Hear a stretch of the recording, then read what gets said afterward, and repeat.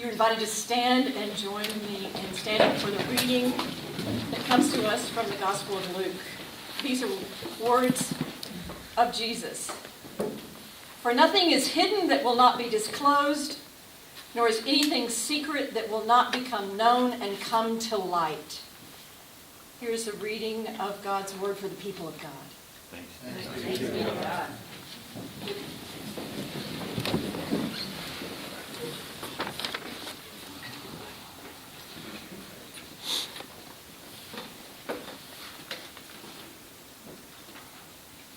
When my father died, there were two things that I wanted from his belongings. One was his Greek New Testament, because I remember as a child when he would open up these Greek words and then say the verse in English. And I thought it was magic. And I also wanted the German Bible. It's a Bible that he got while stationed in Germany during World War II. And in it, there is one book of the Bible that is ripped out. You want to guess? The book of Esther. My dad explained that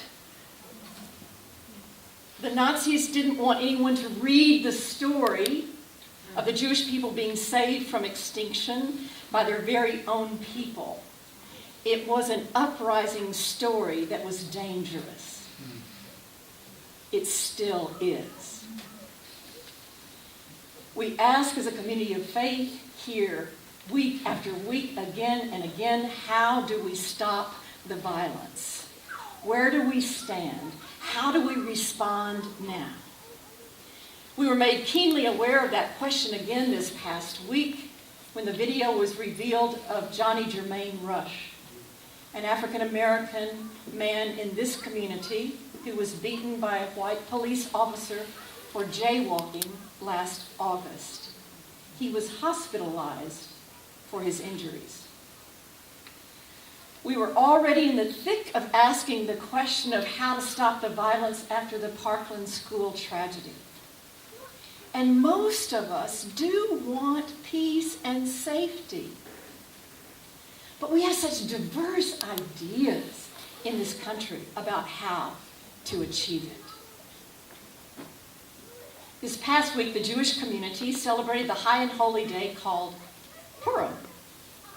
They read the story of Esther on that celebration day. And just as Ben said, every time the name Haman is named, they all, that's right, there's this uproar and booing that goes on.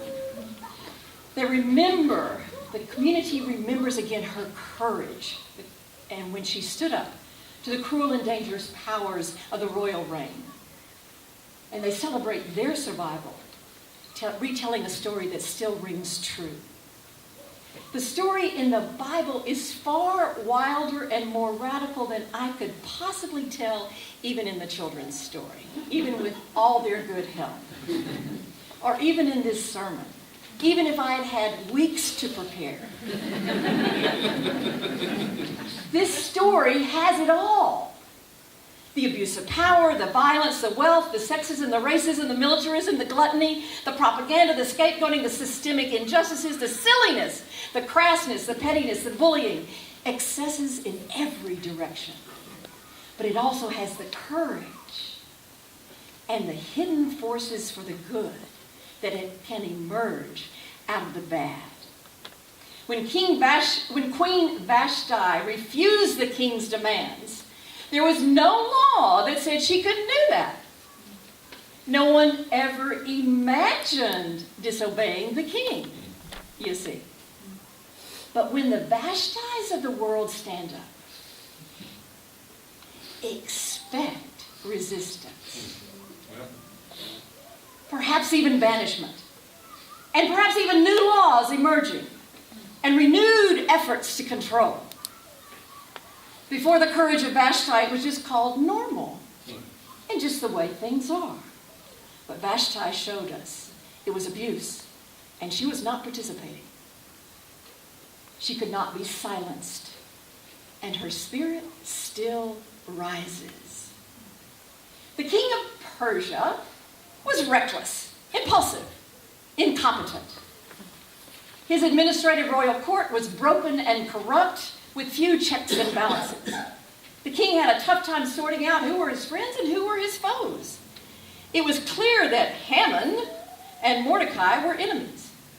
Haman was one, though, who held the power, blessed by the king. He had gallows built for Mordecai and decreed deportation and death to the Jewish exiles. Mordecai went to Queen Esther, who was isolated and had no idea what was happening. She was oblivious to the real truth until her uncle told her what was happening. Her name is a play on the Hebrew word for hidden. In this story, God is hidden, as we often feel. And Esther was hidden in the privileged world of unknowing, clueless to what was happening outside of her very small, protected world, until Uncle Mordecai. He saw her as a hidden power in the place of power for the good. You're the one, Esther. You can do this. You must tell the king to stop the brutality against the Jewish people. You must save your people. Your silence will not save you. You have come to this moment, to this hurting community, to this crisis, for just this time. Esther had little power. We know about that. She felt isolated from the real actions and changes. We know about that. She felt small and vulnerable. We know about that. And what'd she do? She recognized that this was not a solo job. She called on her spiritual practices. She called on her community. She asked if they pray and fast 3 days and 3 nights. She faced the moment, but not alone. The community undergirded her, and she felt the prayers. And with that, she was able to respond with all that was within her. She was like the Christ who said, "Not my will, but yours be done, O God." Esther's name in Hebrew is Hadassah, which means myrtle, like the tree. It was her given name, her Jewish name. Myrtle, the Jew, went to protest before the king. She tapped into her true roots, her true name, her true identity. And with it, she was able to stand and find her voice. She went to the king, armed with her courage and the prayers of the community, and with her charisma and her daring, she prevailed on the king to save her people. And he did.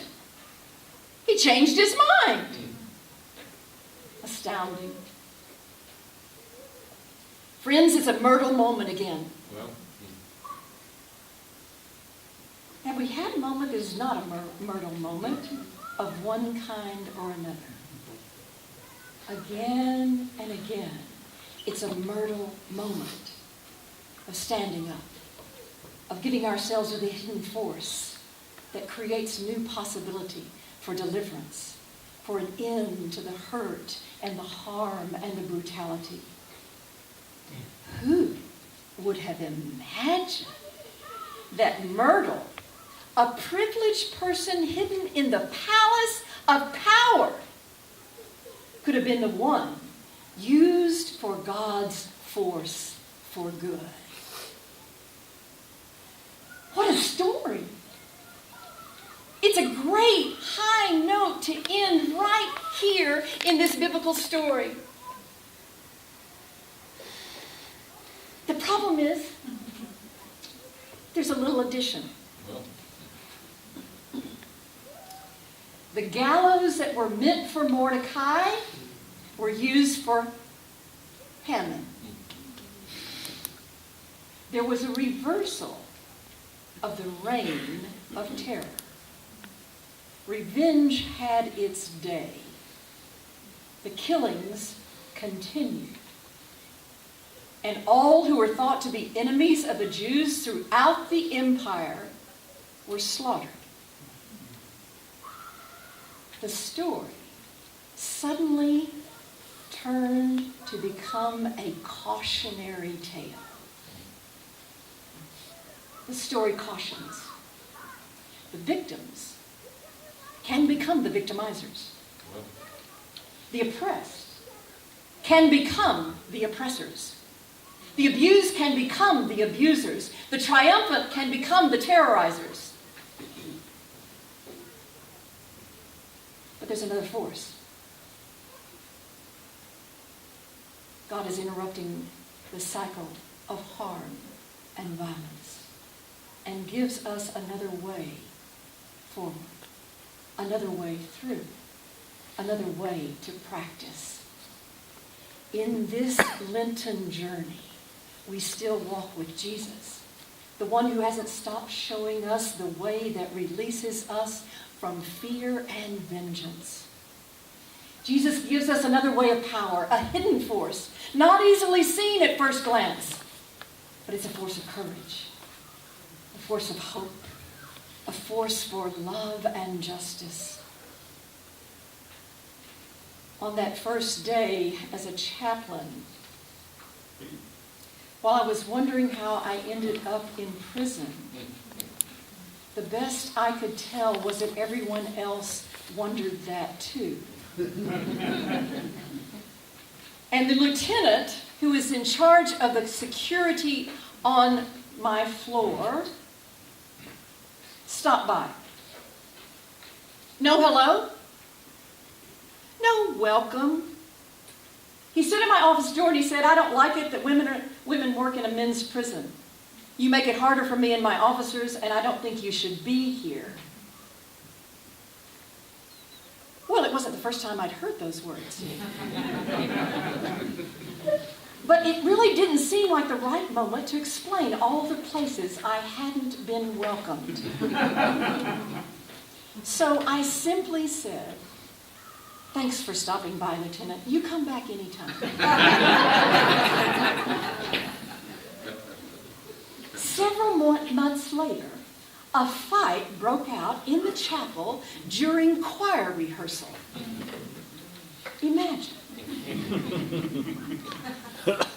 So, I yelled for them to stop. I was ignored. I jumped up on a chapel chair, trying to make myself big. And I yelled louder, "Stop!" I was still ignored. So I ran to the phone and called for help. Moments later, the lieutenant and the officers came rushing in and busted up the fight. Several inmates were handcuffed and led away to solitary confinement. And after all was restored to calm, the lieutenant stopped by my office door again. Once again, he just stayed right there in the doorway. And he looked right at me.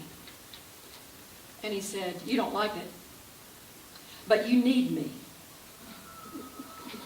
And I don't like it, but I need you." And I said, "Lieutenant, you're right. I do need you and your officers. But what do you need me for?"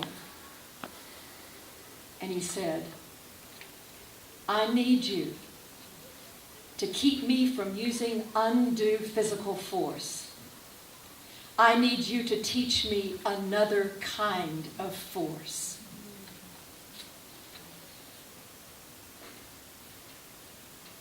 Another kind of force? Isn't that what we're all about. Isn't that what we're all about as followers of the way? So let's keep on practicing that use of force with Jesus. Amen. Amen.